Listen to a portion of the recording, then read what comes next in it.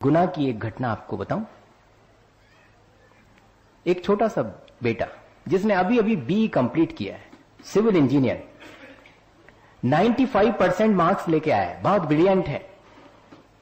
पिता ने उससे कहा है कि अपने घर का डिजाइन तुम्हें ही करना है। उसने कहा मैं तो पहले ही सोच रहा था कि सबसे पहला काम यही करूंगा, और उसने डिजाइन किया और पिता के सामने, भाई के सामने सारा मैप रख दिया है।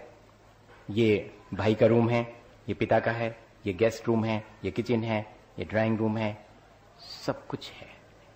सब खुश हैं, कितना बढ़िया डिजाइन किया है बस। और उसने समेट करके रख लिया। और उस दिन के बाद से वो बहुत दुखी है और 2-4 दिन के अंदर ही वह पंखे से लटक करके अपने प्राण दे चुकता है।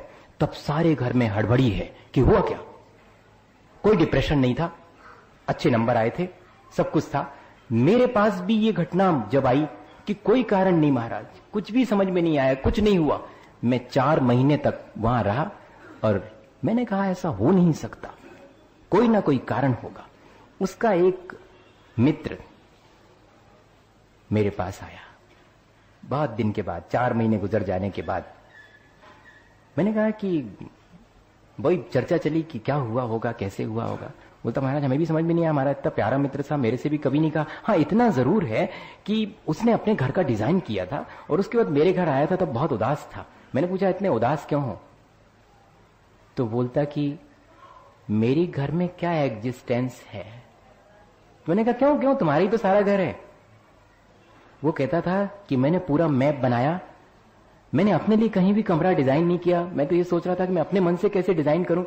पापा खुद ही कहेंगे कि बेटे और तुम्हारा रूम कमरा कहां पर है, लेकिन किसी ने नहीं कहा, किसी ने नहीं कहा। सबके कमरे मैंने डिजाइन किए थे, किसी ने ये नहीं कहा और तुम्हारा कमरा तुम कहां रहोगे। और करते इतना सारा और फल इतना सा भोगना पड़ता। कैसे? रोज करती है मां, कान पकड़ेगी, डांटेगी, सुबह है तो दोपहर है तो शाम को भी। बेटे को ज्यादा फर्क नहीं पड़ता, इतना सारा डांटा। कोई उससे कहे कि मां ने तेरे को इतना सारा डांटा, कुछ नहीं होता, वो तो प्यार करती है मां मेरे से, डांटती वाटती तो वैसी ऊपर ऊपर है, वो प्यार करती मतलब। और अगर इतने ही में से कोई एक आध बात कोई दूसरा कह दे अगर, तो बहुत बड़ा फल मिलेगा। इतना सारा कहने के बाद भी, जबकि उससे तो एक ही सेंटेंस कहा था, और अपने इस बेटे से तो मां ने दिन भर में सैकड़ों बातें कही हैं कि तू ऐसा नहीं करता, तू ये करता है, तेरे को ये नहीं करना चाहिए, तू फेल हो जाएगा, और दुनिया भर की बातें। और उनके सामने भी, महाराज के सामने भी कह के आ गई थी कि पढ़ता लिखता नहीं, आप जरा इसको समझाओ।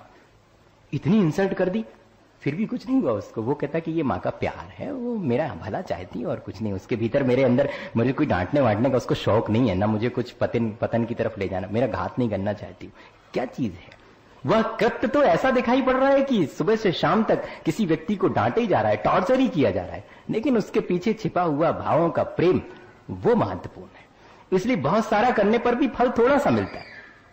वरना अगर ऐसे मां को बहुत सारा फल मिलने लगे तो बहुत मुश्किल हो जाएगा उसका। तो उसे तो बचपन से ही बेटे को डांट डपट करके और संभालना पड़ता है, लेकिन पीछे छिपी हुई सद्भावना उसके कर्मों को निरंतर कम करती रहती, उसके दबाव को कम करती रहती। फिर कहते हैं कि करें समान और भोगें अलग अलग। देख लो, ये तो रोज देखने में आ सकता है। 2 लोग पूजा करने खड़े हैं, 2 माँ हैं, 2 माँ लोग हैं, भोजन बना रहे हैं, दोनों ले लो आप, चाहे पूजा का काम हो चाहे वहां भोजन बनाने का काम। 2 लोग पूजा कर रहे हैं, एक क्या विचार कर रहा है, आधे घंटे हो गया, अब जाना है, काम भी करना है, पूजा करते करते कितने दिन गुजर गए, मुझे क्या हुआ, क्या मिला मुझे इससे, और फिर भी पूजा कर रहा है। दूसरा व्यक्ति भी पूजा कर रहा है, समान। 2-2 दोनों ने की हैं, किसी ने 3 और 5 नहीं की हैं, 2-2 दोनों ने पूजा करी। दोनों ने शांति पाठ पढ़ा है, बिल्कुल शांति पाठ पढ़ा है। दोनों ने वो अर्घावली पूरी चढ़ाई, पूरी बिल्कुल उन्हें भी चढ़ाई। इसने जैसा हाथ हिलाया था उसने वैसे ही हाथ हिलाया, इसने जैसा पंचा पहन रखा था उसने वैसे ही पहन, सब बराबर। लेकिन दूसरा क्या सोच रहा है, आज कितना कम समय मिला मुझे, मैं कैसे अपने गृहस्थी के दायित्व से थोड़ा सा विमुख हूं, मैं कैसे अपनी सारी लायबिलिटी पूरी जल्दी से कर दूं और ज्यादा से ज्यादा समय में भगवान की पूजा कर सकूं। एक ऐसा विचार कर रहा है, दूसरा ऐसा विचार कर रहा है कि कब जल्दी से ये काम, वो महाराज आए थे सो कहते 1 हफ्ता में 1 दिन तो पूजा करो, सो हमने नियम ले लो, तो भी और कहां से आए, हमें नियम दे गए।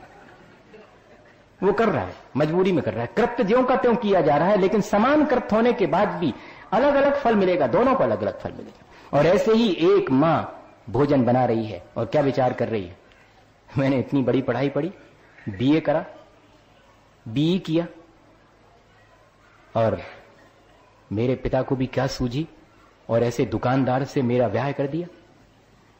अब यहां पर मैं इनकी रोटी तोड़ूं, रोटी बनाऊं, मेरी जिंदगी इसी में निकल जाएगी। ऐसे रोटी बना रही है, वो भी फुट हैंडल कर रही है, वो भी सारा काम कर रही है। और एक दूसरी मां है जिसने भी बी नहीं, मैं बिना उसके नहीं बोल रहा हूं, मेरे पास उदाहरण है, मैं नाम भर नहीं बता सकूंगा, स्थान बता सकता हूं कहां है वो गुड़िया, जिसने की एमएससी किया है मैथमेटिक्स में, गोल्ड मेडल है। एक परचून वाले से जिसका ब्याह हुआ है, परचून की दुकान समझते हैं, किराने की, उससे ब्याह हुआ है, और सबको प्रेम से भोजन बना के कराती है कि मेरा सौभाग्य। इतने सब लोगों को मुझे ठीक से भोजन कराने का अवसर मिला है। ये सब समृद्धि को प्राप्त हो, ये सब सुख और शांति को मेरे बनाए हुए भोजन को कर कर ये तृप्त हो और अपना धर्म ध्यान कर सके। एक वो भी बना रही है भोजन और एक ये भी बना रही है भोजन, दोनों के कृत्य समान हैं, लेकिन दोनों को फल अलग अलग मिलने वाला है। और सबसे मजेदार चीज कि करेंगे बाद में, भोगना पड़ेगा पहले। कैसे? प्लान करते हैं, प्लानिंग चलती रहती, फलाना व्यक्ति वो मेरा शत्रु, मैं उसका कब किस तरह से घात करूंगा। निरंतर 10 बरस व्यतीत हो गए हैं और 10 बरस तक निरंतर प्लानिंग चलती रही है कि कब वो अवसर आएगा जब एक ही अवसर में मैं उसका काम कर दूंगा, अपना प्रतिशोध ले लूंगा। 10 बरस तक कर्म बांधे और इसके पहले कि वो उसका घात करे, उससे पहले ही आयु पूरी हो गई और मरण को प्राप्त हो गया। वो कृत्य नहीं कर पाया, उसके पहले उस कृत्य का पूरा फल उसको प्राप्त हो, जबकि उसने दूसरे का कोई घात नहीं किया, मार ही नहीं पाया दूसरे को, लेकिन 10 साल तक निरंतर मारने का विचार उससे पहले फलीभूत हो गया। तो करते बाद में है, लेकिन भावों के द्वारा फल हो सकता है पहले ही भोगना पड़ जाए। और आखिरी बात कि करे कोई भोगे कोई। हो सकता है ऐसा, हो सकता है ऐसा भी होता है, करता कोई और है, भोगना किसी और को। अभी तक तो हमने कर्म फिलॉसफी में यही पढ़ा था कि अपना किया अपने को ही भोगना पड़ता है। बेटा घर में शराब पीने लगे, किस किस को फल भोगना पड़ता, किस किस की आंख नीची हो जाती बाजार से गुजरते समय, बोलो? पिता की, मां की, भाई की, बहन की। ये उन्हीं की बहन है, ये उसी का भाई है, वो जो शराब पीता है, वो जो व्यसनी है उसका भाई है। भोगना पड़ेगा।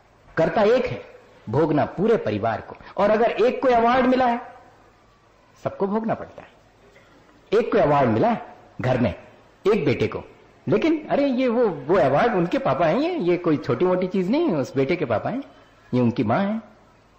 बताइए, अवार्ड किसको मिला? एक को, पर फल किसको मिल रहा?